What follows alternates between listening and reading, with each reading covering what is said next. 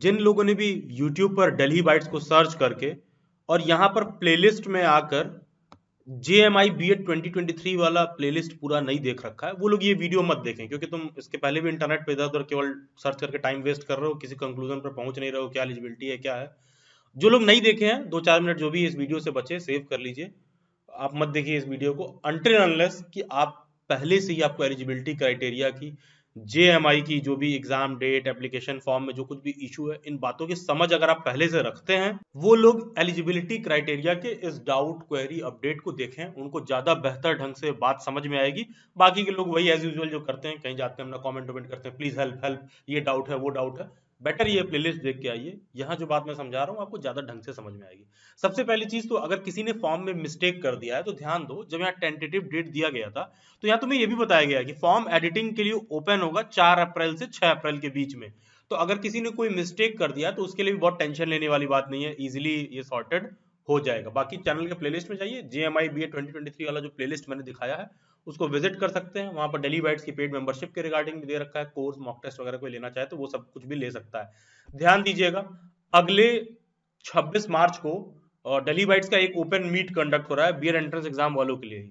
तो उसका जो भी अपडेट है ना 26 मार्च वाले मीट का, वो टीचर एजुकेशन रिसोर्स वाले टेलीग्राम ग्रुप में आएगा। इस टेलीग्राम ग्रुप में वो अपडेट आपको देखने के लिए मिलेगा ऑलमोस्ट 25 मार्च को।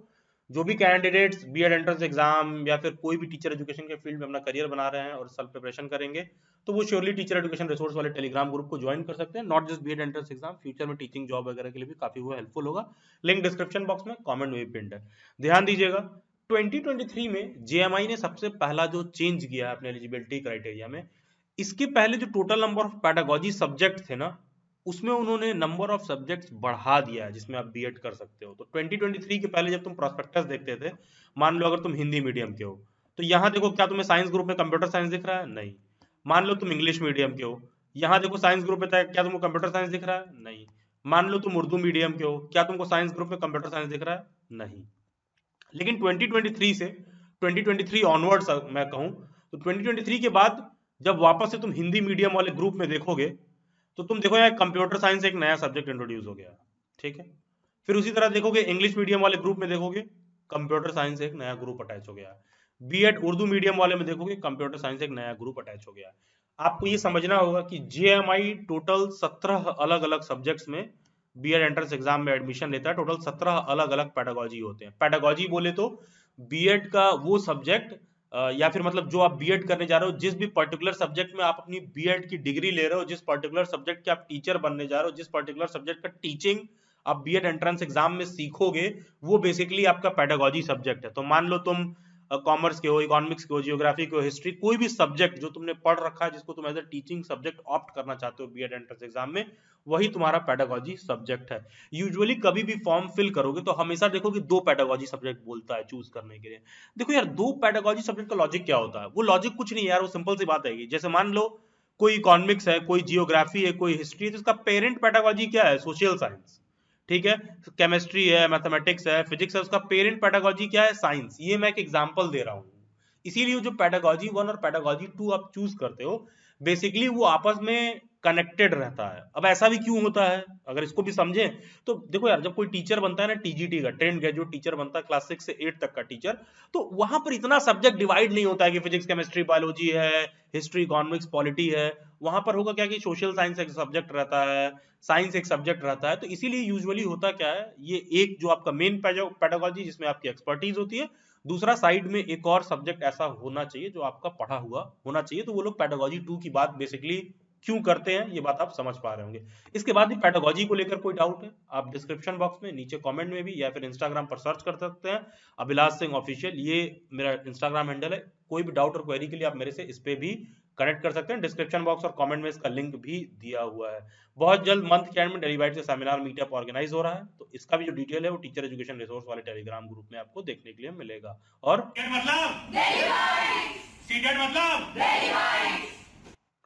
तो यहां पर अब आते हैं थोड़ा सा एलिजिबिलिटी क्राइटेरिया को डिटेल में समझते हैं। सबसे पहले समझो कि स्कूल टीचिंग सब्जेक्ट क्या है। ये दिल्ली बाइट्स की वेबसाइट पर भी आपको देखने के लिए मिल जाएगा ये वाला ब्लॉग। स्कूल टीचिंग सब्जेक्ट क्या है? देखो, तुम जामिया में जिस सब्जेक्ट से B.Ed करोगे ना, जो तुम्हारी फर्स्ट पैडागोजी होगी, जिस पर्टिकुलर फील्ड के तुम टीचर बनोगे, वो इसी में से कोई एक सब्जेक्ट होगा। ये जो 17 सब्जेक्ट यहाँ पर मेंशन्ड है, इसी में से कोई एक सब्जेक्ट होगा जिसमें आपने ठीक ठाक तरह से पढ़ाई कर रही होगी या जिससे आप एलिजिबल होगे। तो ये पेडागोजी सब्जेक्ट है, आप देख लो कि आप किसमें सेट बैठ रहे हो। ये लैंग्वेज ग्रुप के सभी सब्जेक्ट हैं। सो ये सोशल साइंस ग्रुप के हैं, ये साइंस ग्रुप के हैं। देखो कुछ बच्चे क्या बेवकूफ़ी करते हैं, क्या बेवकूफ़ वाली बात करते हैं, कतई बेवकूफ़ वाली बात एकदम। यार लैंग्वेज ग्रुप का होना एक अलग चीज होता है, लैंग्वेज एज अ मीडियम होना दोनों एक अलग चीज है। लैंग्वेज ग्रुप का मतलब क्या हो गया कि Hindi honours, English honours, Arabic में, पर्सियन में, इन पर्टिकुलर तुम उस भाषा के रिगार्डिंग पढ़ रहे हो। और लैंग्वेज तुम्हारा माध्यम, इसका मतलब है कि ये कॉमर्स लिख रखा है तो तुम कॉमर्स हिंदी में पढ़ोगे कि इंग्लिश में पढ़ोगे कि चाइनीज में पढ़ोगे कि फ्रेंच में पढ़ोगे, वहां पर भाषा एक अलग चीज है और लैंग्वेज ग्रुप एक अलग चीज है। ग्रुप का मतलब हो गया तुम पेडागोजी के बारे में बात कर रहे हो। और जब मैं कॉमर्स बोल रहा हूं यहाँ पर कि हिंदी में पढ़ोगे इंग्लिश में पढ़ोगे, तो मैं मीडियम की बात कर रहा हूँ कि तुमको कौन सी भाषा में तुम आसानी से समझ पाते हो किसी बात को, हिंदी में या इंग्लिश में। तो देखो जो ओल्ड एलिजिबिलिटी क्राइटेरिया थी, वहां पर एक सिंपल सा क्राइटेरिया ये था कि आपको स्कूल टीचिंग सब्जेक्ट में जरूरी है कि आपने 50% मार्क्स स्कोर कर रखा हो। बेसिकली जिस भी किसी एक स्कूल टीचिंग सब्जेक्ट में, जो टोटल 17 स्कूल टीचिंग सब्जेक्ट है, बेसिकली इस किसी पर्टिकुलर एक स्कूल टीचिंग सब्जेक्ट में आपने अपना ग्रेजुएशन कर रखा हो और उसमें 50% मार्क्स स्कोर कर रखा हो। कोई स्टूडेंट ऐसा है कि जिसने ग्रेजुएशन में किसी कारणवश उसका 50% मार्क्स नहीं आ पाया, तो वो क्या कर सकता है कि मान लो उसने पीजी कर रखा है और ग्रेजुएशन में उसके 45% मार्क्स हैं और पीजी में 50% मार्क्स है, तो भी वो एलिजिबल हो जाएगा। ये तो दूसरा वाले लाइन का तो बस इतना ही मतलब है, तो इसको तुम इग्नोर करो, इसमें बहुत दिमाग लगाने की जरूरत नहीं है। सिंपल सा मतलब ये कि जिनका ग्रेजुएशन में 50% नहीं है और उन्होंने समय रहते पीजी कर लिया, तो पीजी के बेसिस पर ही फॉर्म फिल कर सकते हैं, प्रोवाइडेड उनका ग्रेजुएशन और पोस्ट ग्रेजुएशन में स्कूल टीचिंग सब्जेक्ट दोनों जगह सेम होना चाहिए। कहने का सेंस है कि अगर बैचलर तुमने इकोनॉमिक्स में किया है और 48% पाए, तो 0.1 के हिसाब से तुम नॉट एलिजिबल हो गए, और मान लो पीजी कर लिया 52% पा गए तो एलिजिबल हो जाओगे। वो बस इतनी सी बात कह रहा है, तो उस पर किसी को कंफ्यूज होने की जरूरत नहीं है। तो पहले ओल्ड एलिजिबिलिटी क्राइटेरिया में क्या कहता था कि तुम्हारा जो ग्रेजुएशन में स्कूल टीचिंग सब्जेक्ट होगा, लेट्स टेक एन एग्जांपल, तुम अपना सब्जेक्ट ले लो, मैं एक रैंडम एग्जांपल ले लेता हूं, मान लो मैं ले लेता हूं पर्सियन। मान लो तुमने पर्सियन में जो है ग्रेजुएशन किया और 50% मार्क्स तुम पा गए और पर्सियन तुम्हारा स्कूल टीचिंग सब्जेक्ट है। तो पहले क्या होता था कि ये जरूरी था कि जो तुम्हारा मेन स्कूल टीचिंग सब्जेक्ट है, जो तुम्हारा पहला पेडागोजी है, जैसे कि मैंने अभी पर्सियन एग्जांपल लिया, तुम अपना एग्जांपल लो, जो भी तुम्हारा पेडागोजी है, जो भी सब्जेक्ट तुमने ग्रेजुएशन कर रखा हो, उस पर्टिकुलर सब्जेक्ट को सभी सेमेस्टर या ईयर में पढ़ा हुआ होना जरूरी होता था। सभी सेमेस्टर में, ध्यान दीजिएगा, सभी सेमेस्टर्स में और सभी ईयर में वो पढ़ा हुआ होना जरूरी होता था। इस साल से न्यू एलिजिबिलिटी क्राइटेरिया में क्या चेंज हो गया कि भाई सभी सेमेस्टर या ईयर में पढ़ा हुआ होना जरूरी नहीं है। जो मेन स्कूल टीचिंग सब्जेक्ट है जिसमें कैंडिडेट अप्लाई कर रहा है, वो बस कह लो कि 2 साल उसने पढ़ रखा हो। देखो यहां लिखा है 2 ईयर्स और 4 semesters.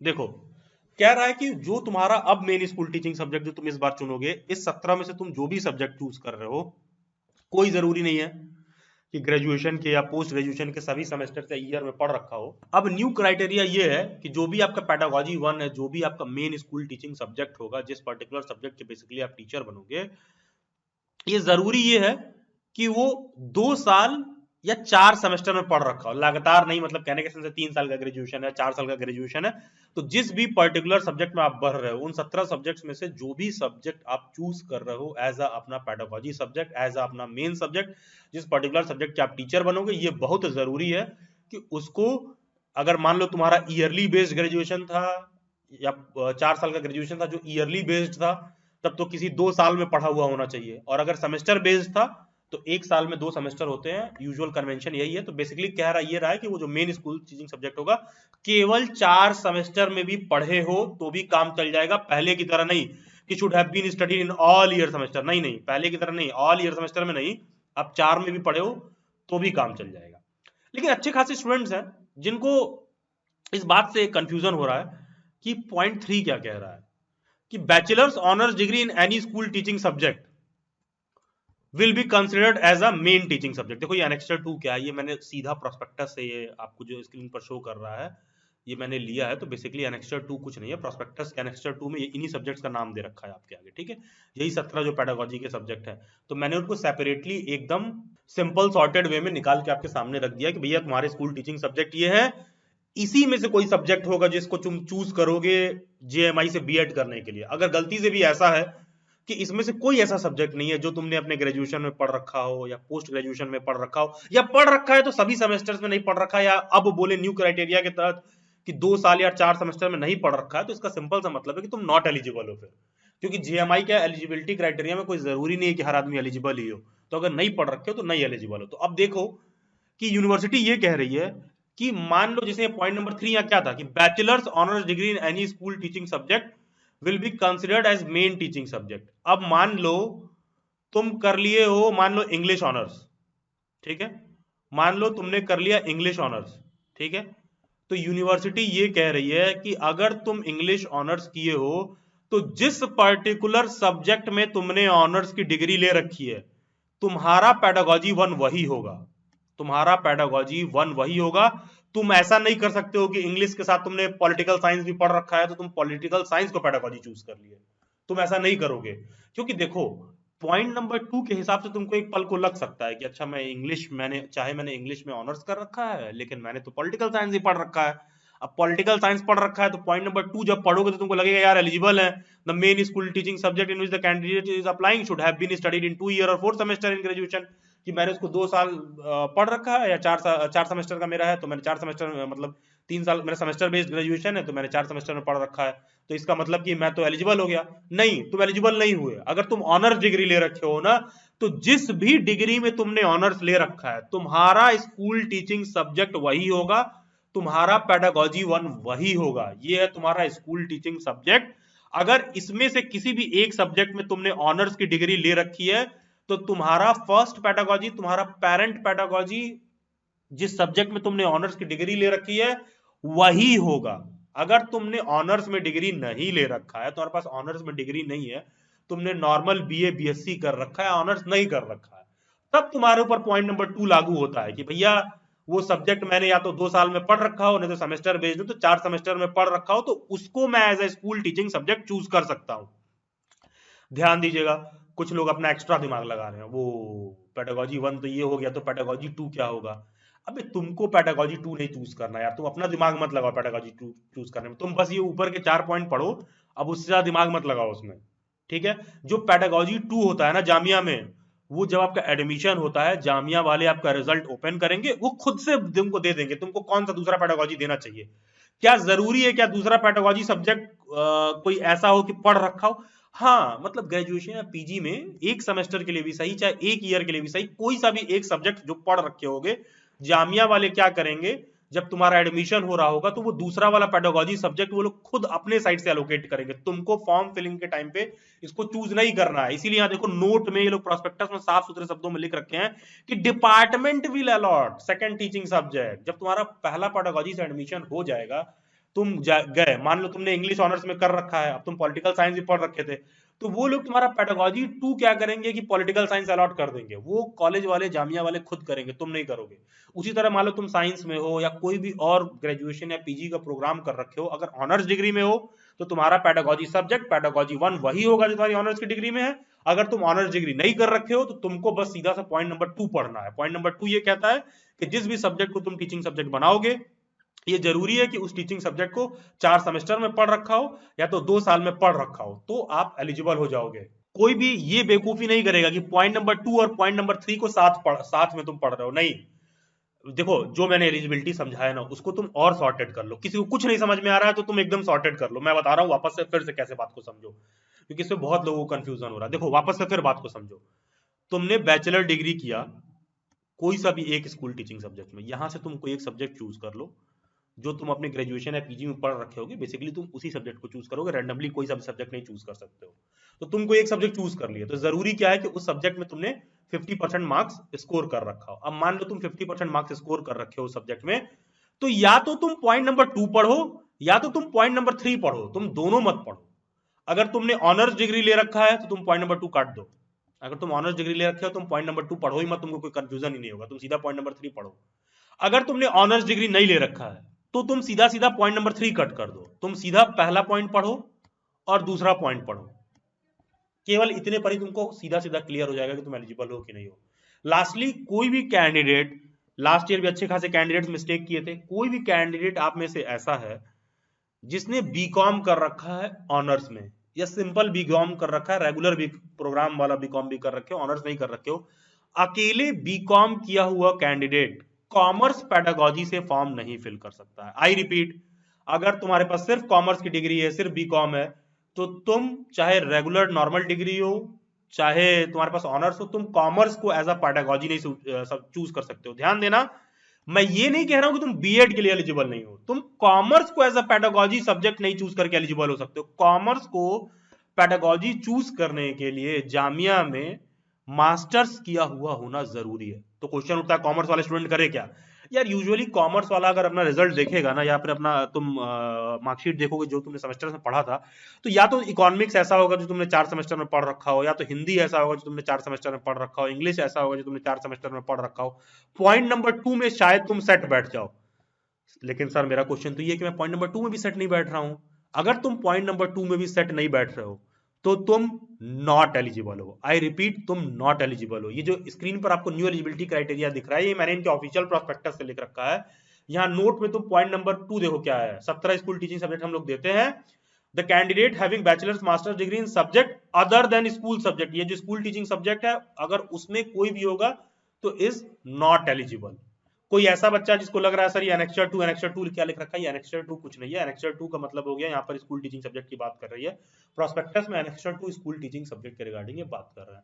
I hope eligibility criteria को लेकर सभी डाउट्स क्लियर हो गए। इसके बाद भी आपको कोई डाउट है, टीचर एजुकेशन रिसोर्स करके डिस्क्रिप्शन बॉक्स में टेलीग्राम ग्रुप दे रखा है। 26 तारीख को ओपन वेबिनार मीट होता है डेली बाइट्स का, फ्री ऑफ कॉस्ट होता है, सभी लोग ज्वाइन कर सकते हो, आप सब ज्वाइन कर सकते हो। 26 तारीख को जो वेबिनार मीट होगा फ्री ऑफ कॉस्ट है, आप सब ज्वाइन कर सकते हो। उस वेबिनार मीट को ज्वाइन करने का अपडेट और लिंक टीचर एजुकेशन रिसोर्स वाले टेलीग्राम ग्रुप में 25 मार्च को आपको देखने के लिए मिलेगा। तो 26 मार्च को जो मीट होगा वहां पर जो भी प्रोसीजर बोला जाएगा उसको फॉलो करिएगा। 26 मार्च को आप ज्वाइन कर सकते हो। और सिर्फ जामिया नहीं, कोई सा भी बीएड एंट्रेंस एग्जाम से रिलेटेड आपको इशू या डाउट है, आप इजिली वहां पर ज्वाइन करके अपने प्रॉब्लम्स को डिस्कस कर सकते हो। टीचर एजुकेशन रिसोर्स एक बहुत हेल्पफुल टेलीग्राम ग्रुप है और उसमें हम लोग कोई फर्जी अपडेट नहीं डालते हैं, ठीक है। जो रिक्वायर्ड होता है कैंडिडेट्स के लिए, जो इंपॉर्टेंट बातें होती है, वही चीज वहां पे मिलता है। From where to get GMI BEd PYQ, कुछ नहीं करना है, delhibytes.in वेबसाइट पर जाना है या फिर सिंपली गूगल पर डेली बाइट्स सर्च कर लो। एक बार मैं करके दिखा दे रहा हूँ कि गूगल पर डेली बाइट्स आपको सर्च करना है, सबसे टॉप पर आएगा, daily bytes is always at top. तो डेली बाइट्स को आप सर्च करोगे, यहाँ तुम मॉक टेस्ट पर आना, सीधा सीधा जो JMI का मॉक है तुमको दिख जाएगा। देखो अभी ये जो मॉक है इसमें कुछ कुछ इशू आ रहा है 2022 वाले में, ये अभी तुम 10-15 दिन बाद चेक करना, ये अपडेटेड मिलेगा। यहाँ पर 2022, 2021 और 2020 तीनों का प्रीवियस ईयर पेपर डाल दिया जाएगा। फ्री ऑफ कॉस्ट आप जाके प्रीवियस ईयर प्रैक्टिस कर पाओगे। पेपर में क्या पूछते हैं, क्या सारा सवाल आता है, किस तरह का पेपर स्ट्रक्चर होता है, एकदम इजीली आप प्रैक्टिस कर सकते हो। ध्यान दीजिएगा, वो चाहे हम डेली बाइट्स की वेबसाइट पर प्रैक्टिस करवाते हैं, सभी BEd entrance exams majority of them offline नहीं होता है, majority of them sorry online होता है। सभी BEd entrance exams majority of them online होते हैं, एक जामिया का और एक RIE का। ये दोनों ऐसा होता है कि ऑफलाइन होता है। तो जामिया का एग्जाम अभी भी ऑफलाइन ही होता है, पेपर स्ट्रक्चर जो पुराना वाला है वही फॉलो होगा, लेकिन सभी कैंडिडेट्स के रीच में हो जाए वो पेपर, सब लोग इजीली जाके प्रैक्टिस कर पाए, स्कोर कार्ड इवैल्यूएट कर पाए, मॉक टेस्ट को सबमिट करने के बाद वापस से क्वेश्चन देख के एनालिसिस कर पाए। ये फैसिलिटी डेली बाइट्स की वेबसाइट पर फ्री ऑफ कॉस्ट आपको अवेलेबल है। जाके JMI का मॉक आराम से प्रैक्टिस करिए। और कोई स्पेशल एजुकेशन का फॉर्म फिल किया JMI का, 10-15 दिन बाद वहां तुम JMI वाले पर लॉगिन करना, वो तुमको वहां पर वो भी मिल जाएगा फ्री ऑफ कॉस्ट, इजीली जाके प्रैक्टिस कर लेना। Last question, sir form fill करने के लिए कोई एज क्राइटेरिया? नहीं यार, कोई एज क्राइटेरिया नहीं होती है। शिक्षा लेने के लिए, पढ़ाई करने के लिए कोई एज क्राइटेरिया नहीं होती है। बस वो जो मिनिमम एलिजिबिलिटी क्राइटेरिया है, अगर तुम 50 साल के भी हो गए हो और फुलफिल कर रहे हो तो तुम एलिजिबल हो। एज क्राइटेरिया हमेशा जॉब करने के लिए होता है। कुछ कोर्सेज ऐसे होते हैं जहां एज क्राइटेरिया होता है, मैं ऐसा नहीं कह रहा हूं, लेकिन as far as teacher education के फील्ड से रिलेटेड कोर्सेज होते हैं जहां पर आप डिग्री लेने जा रहे हो, तो पढ़ाई करने के लिए एज क्राइटेरिया नहीं होता, जॉब करने के लिए एज क्राइटेरिया होता है। तो एज क्राइटेरिया का भी किसी को कोई इशू है तो नॉट टू वरी। बाकी आप चैनल के प्लेलिस्ट में जाइए, वहां पर JMI BEd के मेंबरशिप के रिगार्डिंग बताया गया, कैसे आप डेली बाइट्स का रिसोर्स मटेरियल एक्सेस कर सकते हैं, या फिर आप ये कोड JMI BEd 1999 लिख करके इस नंबर पर व्हाट्सएप कर दो। कोड लिख करके सेंड करने के बाद 24 to 48 आवर्स का वेट करिएगा। जब आप ये कोड JMI BEd 1999 लिख करके इस नंबर पर व्हाट्सएप करते हैं तो मेरी व्हाट्सएप हैंडलर आपको एक पेमेंट का लिंक सेंड करेंगी। 1999 का आप पेमेंट करोगे, 24 to 48 आवर्स का वेट करोगे, और ये जो सारा रिसोर्स मटेरियल है ये JMI BEd के एग्जाम में श्योर शॉट आपको सिलेक्शन दिला सकता है, श्योर शॉट आपका परफॉर्मेंस इंप्रूव करेगा। श्योर शॉट आपको इस लायक बनाएगा कि एग्जाम में पेपर को आप बहुत इजीली फाइट कर पाओ। तो इस रिसोर्स मटेरियल को आप एक्सेस कर सकते हो। ये रिसोर्स मटेरियल कैसे मिलेगा, उसका एक fix schedule, date, times, terms, condition सारा कुछ होता है। चैनल के जब प्लेलिस्ट में जाओगे तो जेएमआई बीए 2023 वाले में ये मेंबरशिप वाला तुमको वीडियो लेक्चर मिल जाएगा। इसमें जो डेट टाइम मेंबरशिप के लेक्चर में मेंशन्ड है उसी को स्ट्रिक्टली हम फॉलो करते हैं। तो ये देखने के बाद ही आप पेमेंट करिएगा, अदरवाइज आप पेमेंट कर दोगे, कुछ भी बोलोगे तो फिर हम सुनेंगे नहीं, क्योंकि हम लोग जो भी यहाँ टर्म्स कंडीशन मेंशन होते हैं, जो भी डिटेल्स मेंशन होते हैं, उसी को फॉलो करते हैं। डेली बाइट्स के सभी सोशल मीडिया हैंडल्स के लिंक डिस्क्रिप्शन बॉक्स में दे रखे हैं। Do join them for next update. Subscribe daily bytes, stay tuned, stay update, do comment your views. God bless you all and have a nice day.